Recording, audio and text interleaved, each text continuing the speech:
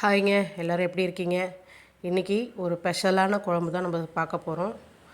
என்னென்னா இது தை மாதம் எங்கள் ஊர் ஸ்டைலில் செய்வாங்க இந்த குழம்பு. ரொம்ப ஃபேவரட் அப்போது அந்த டைமில். வாங்க எப்படி செய்கிறதுன்னு பார்க்கலாம். This video sponsor by Mod shopping app. By Mod e-shop application ஒரு ஆன்லைன் ஷாப்பிங்க. இது ப்ளே ஸ்டோர்லேயும் அதே மாதிரி ஆப் ஸ்டோர்லேயும் அவைலபிளாக இருக்குது. பை மோட் இ-ஷாப்னு போடுங்க.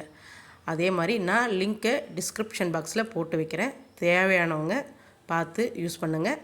அதே மாதிரி நமக்கு வீட்டுக்கு தேவையான பொருட்கள் மலிவான விலையிலையும் தரமான பொருளாகவும் இருக்குது. நீங்கள் வாங்கி யூஸ் பண்ணி பாருங்கள். நான் வாங்கி யூஸ் பண்ணதுனால சொல்கிறேங்க. நீங்களும் பயன்பெறுங்க. தேங்க்யூ. ஹாய்ங்க, இன்றைக்கி எங்கள் ஊர் ஸ்டைலில் எப்போவுமே தைப்பொங்கலுக்கு இந்த மாதிரி தான் குழம்பு வைப்பாங்க. அதை தான் நான் இன்றைக்கி வீடியோவாக போட போகிறேன். வாங்க வீடியோக்குள்ளே போகலாம். இப்போது அதுக்கு தேவையான அளவுக்கு வெங்காயம் எடுத்து வச்சுருக்கேன், தக்காளி எடுத்து வச்சுருக்கேன். இது என்ன கிழங்கு தெரியுதுங்களா? கருணக்கிழங்கு. ஓகேங்களா? இது அவரைக்காய். இது எங்கள் ஊர் பக்கம் செவிலிக்கிழங்குன்னு சொல்லுவாங்க. ஓகேங்களா? இதுக்கு நீங்கள் என்ன பேர் வைக்கிறீங்கன்னு தெரியாது, ஆனால் இதுக்கு பேர் எங்கள் ஊரில் செவிலிக்கிழங்கு. ஓகேங்களா? தேவையான அளவுக்கு பூண்டு. அதே மாதிரி தைப்பொங்கல் நேரத்தில் மொச்சை பச்சையாகவே விளையும். அதை தான் தைப்பொங்கல் இன்னும் பொங்கலுக்கு குழம்பு வைக்கும்போது செய்வாங்க. நான் இன்றைக்கி காஞ்ச மொச்சையை ஊற வச்சுருக்கேன். ஓகேங்களா? அதை தான் இன்றைக்கி நம்ம குழம்புல போட்டு செய்ய போகிறோம். வாங்க காயெல்லாம் வெட்டி ரெடி பண்ணி வச்சுக்குவோம். காயெல்லாம் வெட்டியாச்சுங்க. ஓகேங்களா? இந்த சைஸ் வெட்டிக்கிங்க. அதே மாதிரி அவரைக்காய் கொஞ்சம் பெருசாக இருந்ததுன்னா 3ஆக உடச்சிக்கிங்க, சின்னதாக இருந்ததுன்னா 2ஆக உடச்சிக்கிங்க. ஓகேங்களா? இப்போ வாங்க தாளிக்க ஆரம்பிக்கலாம். அடுத்தது வெங்காயம், தக்காளி, பூண்டு இவங்களாம் வெட்டியாச்சு. தேவையான அளவுக்கு எண்ணெய் ஊற்றிருக்குங்க. நாங்கள் எவ்வளோ போடுவோமோ அந்த அளவுக்கு தான் எண்ணெய் ஊற்றி வச்சுருக்கேன். உங்களுக்கு தேவையான அளவுக்கு எப்படி ஊற்றிக்கணுமோ ஊற்றிக்கிங்க. தாளிக்க ஆரம்பிக்கலாம் வாங்க. இந்த குழம்பு மண்பானையில் செய்வாங்க, அவ்வளோ டேஸ்ட்டாக இருக்கும். ஓகேங்களா? நான் இன்றைக்கி குக்கரில் தான் வைக்க போகிறேன்.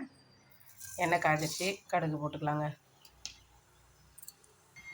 பொரிச்சாச்சுங்க.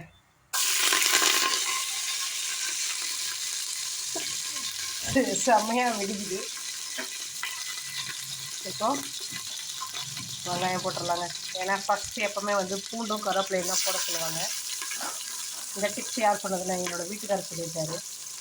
அடுத்தது வெங்காயம் போட்டுக்குங்க. போட்டுட்டு கலர் விடுங்க. வெங்காயம் வதங்கிடுச்சுங்க. இப்போ தக்காளி சேர்த்துக்கலாம். அடுத்து தக்காளி வேணுங்க, கொஞ்சம் கல்லுப்பு சேர்த்துக்கலாம். நான் இப்போதைக்கு தேவையான அளவுக்கு போடுறேங்க. அப்புறம் பத்தலைன்னா போட்டுக்கலாம். ஓகேங்களா? ஏன்னா இப்போ இன்னொரு விஷயம் என்னென்னா, இது கருணக்கிழங்கும் செவிலிக்கிழங்கும் கொஞ்சம் அரிப்பு காய்ங்க. கட் பண்ணேன், கையெல்லாம் கொஞ்சம் அரிக்குது. ஓகேங்களா? அதனால் கொஞ்சம் புளியும் ஊற்றிக்கணும். ஓகேங்களா? அதுக்கு தேவையான அளவுக்கு புளி எடுத்து வச்சுருக்கேங்க. புளி எடுத்து ஊற வச்சுருக்கேங்க ஏற்கனவே. பாருங்கள், ஒரு பெரிய நெல்லிக்காய் சைஸுக்கு ஊற வச்சுருக்கேன். ஓகேங்களா? ஏன்னா அரிப்பு காயன்றதுனால கொஞ்சம் நமக்கு வாயெல்லாம் கணரும். அதனால் புளியும் ஊற்றி ஆகணும். ஓகேங்களா? தக்காளி நல்லா வதங்கிடுச்சுங்க. பாருங்கள், ஏன்னா நம்ம விசில் வைக்கிறதுன்றதுனால ரொம்ப இது பண்ணணும்னு அவசியம் இல்லை. வதங்கிடுச்சு. இப்போ நம்ம காயை எடுத்து சேர்த்துக்கலாம்.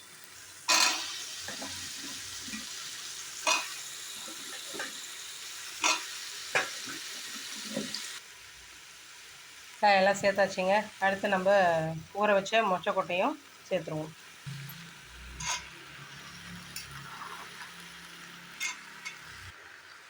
எல்லாம் சேர்த்தாச்சுங்க. இப்போ இது கொஞ்சம் நேரம் எண்ணெயிலே வதக்குவோம். இது விளையிற டைம் எப்படின்னா, பொங்கல், அதாவது தை மாதம் வரத்துக்கு முன்னாடி இது மண்ணிலேருந்து நோண்டி எடுக்கிற மாதிரி இருக்கும். இந்த கருணக்கிழங்கும் சரி, செவிலிக்கிழங்கும் சரி, அந்த நேரத்தில் தான் இந்த கிழங்கு அதிகமாக விளையிறது. அதே மாதிரி பச்சை மொச்சையும் அப்போ தான் விளையும். ஓகேங்களா? பச்சையாக இருக்குது பார்த்திங்களா, அந்த மொச்சையும் அப்போ தான் விளையிற சீசன். ஓகேங்களா? இது டைமிங் பார்த்து தான் போடுவாங்க. ஓகேங்களா? அதனால் நான் இப்போ காஞ்ச மொச்சையை ஊற வச்சு தான் இந்த குழம்பு செய்கிறேன். ஆனால் இது பொங்கல் சீசனில் செய்யும்போது இந்த குழம்புக்கு அடிச்சுக்க ஆளே இல்லை. அதுவும் வந்து பச்சரிசி சாதம்னா இன்னும் சூப்பராக இருக்கும். அதுவும் இதான் பொங்கல் மாதிரி செய்வாங்க. ஓகேங்களா, அதையும் இன்றைக்கி செஞ்சு தான் இருக்கேன் நானும். இதுக்கு மேலே என்ன சொல்கிறது, நீங்களும் ட்ரை பண்ணி பாருங்கள் எப்படி இருக்குன்ட்டு. நான் பண்ண மாதிரியே கூட நீங்கள் செஞ்சு பாருங்கள். அதே மாதிரி இதில் இன்னும் ஒரு 2-3 இது போடுவாங்க.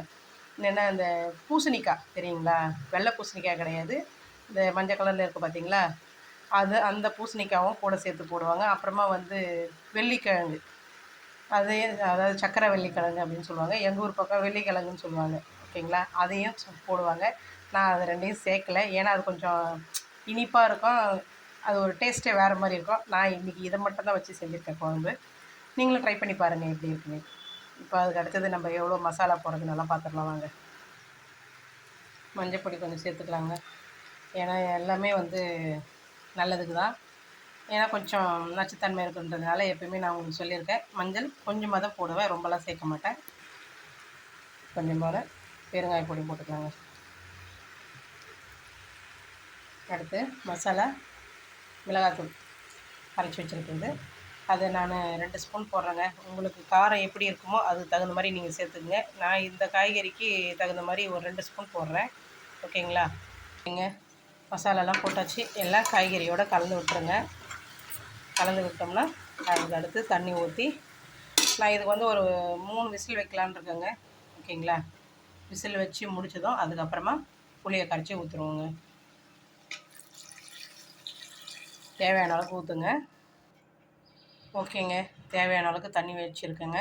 அப்புறமா ஒன்றா கூட நம்ம புளியை கரைச்சி ஊற்றும் போது கூட தேவைன்னா இன்னும் கொஞ்சம் ஊற்றிக்கலாம், இல்லைனா இதுவே போதுனாலும் விட்டுறலாம். ஓகேங்களா, இப்போது நம்ம மூடிடலாம். ஏன்னா இப்போ வந்து விசில் வந்து ஒரு 3 விசில் வைக்க போகிறதுனால அதில் வெந்துடும். அதே சமயம் தண்ணியும் கொஞ்சம் கரெக்டாக இருக்கும். தேவைன்னா கொஞ்சம் உங்களுக்கு குழம்பு வேணுன்றவங்க இன்னும் கொஞ்சம் கூட தண்ணி ஊற்றிக்கலாங்க. விசில் வந்து முடிஞ்சதுக்கப்புறமா புளியை கரைச்சி ஊற்றிட்டா எங்கள் ஊர் ஸ்டைலில் பொங்கல், அதாவது தை மாதம் செய்கிற பொங்கல் குழம்பு ரெடி. வாங்க வெயிட் பண்ணி பார்ப்போம். 4 விசில் வந்துச்சுங்க, ஆஃப் பண்ணி வச்சு. ஓகேங்களா, இப்போ கேஸ் போகட்டோன்னு அதுக்கப்புறமா ஓப்பன் பண்ணிவிட்டு புளியை கரைச்சி ஊற்றுவோம். ஓகேங்களா, கேஸ் போயிடுச்சுங்க.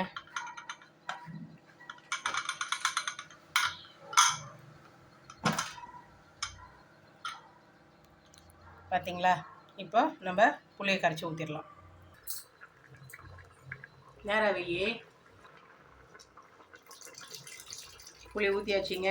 புளி ஊற்றி கொதிச்சிருச்சுன்னா எனக்கு தெரிஞ்ச ஸ்டைலில் எங்கள் ஊர் ஸ்பெஷல் பொங்கல் குழம்பு. ஓகேங்களா, இதுக்கு என்ன பேர் வைக்கிறீங்கன்னா நீங்கள் வச்சுக்கிங்க. காயெல்லாம் நிறைய போட்டதுனால நீங்கள் வேறு மாதிரி பேர் கூட வைக்கலாம். என்னது கூட்டு காய்கறி குழம்புன்னு வைக்கலாம், எப்படினாலும் வைங்க. ஓகேங்களா, புளி ஊற்றி கொதிக்க வச்சிட்டோம்னா குழம்பு ரெடிங்க. இது பச்சை அரிசி சாதங்க, நல்லா பொங்க வச்சு தண்ணி இல்லாமல் அப்படியே தண்ணியிலே இதுவாகிடும். ஓகேங்களா, இது பச்சரிசி சாதம். இதுதான் பானையில் வைப்பாங்க எங்கள் ஊரில்.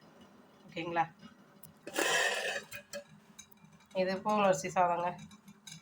இதுவும் சாப்பிட்டா இன்னும் டேஸ்ட்டாகவும் இருக்கும். மெயின் வந்து இன்னும் சொல்ல போனோன்னா பச்சரிசி சாதத்து தான் இந்த குழம்பே சூப்பராக இருக்கிறது. ஓகேங்களா, புளி ஊற்றியாச்சுங்க. குழம்பு கொதிச்சு முடிஞ்சதுன்னா எங்கள் ஊர் ஸ்டைலில் கத்திரிக்காய் புளி குழம்பு, பொங்கல் குழம்பு. ஓகேங்களா, நீங்களாம் ட்ரை பண்ணி பாருங்கள். கடைசியாக நம்மளோட பேரம்பேத்தியும் போட்டுருவோங்க, மல்லித்தழை. ஓகேங்க, எனக்கு தெரிஞ்ச ஸ்டைலில் பண்ணியிருக்கேன். நீங்கள் எப்படி செய்கிறீங்கன்னு செஞ்சு பார்த்துட்டு நல்லா இருந்ததுன்னா கமெண்ட்டில் சொல்லுங்கள். என்னோடய வீடியோ பிடிச்சிருந்தா லைக் பண்ணுங்கள், ஷேர் பண்ணுங்கள், கமெண்ட் பண்ணுங்கள். மறக்காமல் என்னோடய சேனலை சப்ஸ்கிரைப் பண்ணுங்கள், பெல் ஐக்கானையும் தட்டிட்டு போங்க. ஓகே ஃப்ரெண்ட்ஸ், நெக்ஸ்ட் வீடியோவில் பார்ப்போம். தேங்க்யூ.